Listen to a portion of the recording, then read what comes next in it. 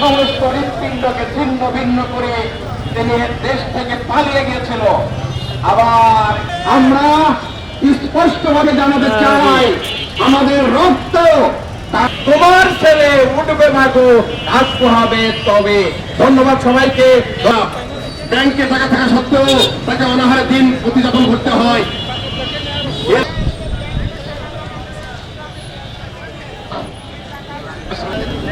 সাধারণ গ্রাহকদের পক্ষ থেকে দৃঢ়কণ্ঠে বলতে চাই, আপনারা এই প্রক্রিয়া থামান অথবা আপনারা উৎসবেরকে ফিরিয়ে দিন। সাধারণ মানুষ যেভাবে জীবনযাপন করে আপনারা সেভাবে জীবনযাপন করুন।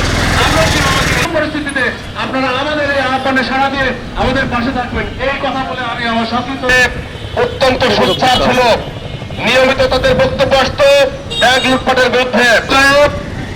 আপনাদের সামনে বক্তব্য নিয়ে আসছে ইসলামী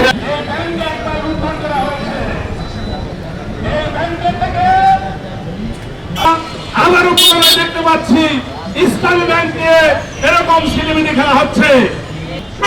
ব্যবসায়ীদের অর্থায়নের সুব্যবস্থা করতে হবে এবং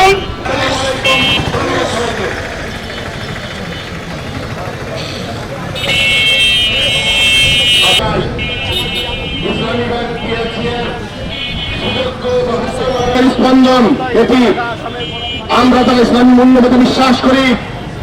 আমাদের সমস্ত আমানত, আমাদের কষ্টের অর্জিত আমানত, আমাদেরকে যে কোনো মূল্যে এই ষড়যন্ত্রকে অবশ্যই লিখে দিতে হবে। এই ষড়যন্ত্রের ভিতরে অন্যতম ষড়যন্ত্র শুরু হয়েছে করতে হবে। এ পর্যন্ত যারা এই ব্যাংকের সাথে যারা ষড়যন্ত্র ছিল, সেই ষড়যন্ত্রগুলো স্বাধীন চেয়ারম্যানের বন্ধ করতে হবে। যদি বন্ধ করা না হয়, এর পরবর্তীতে আরো কঠিন কর্মসূচি নিয়ে এই গ্রাহক ফ্রম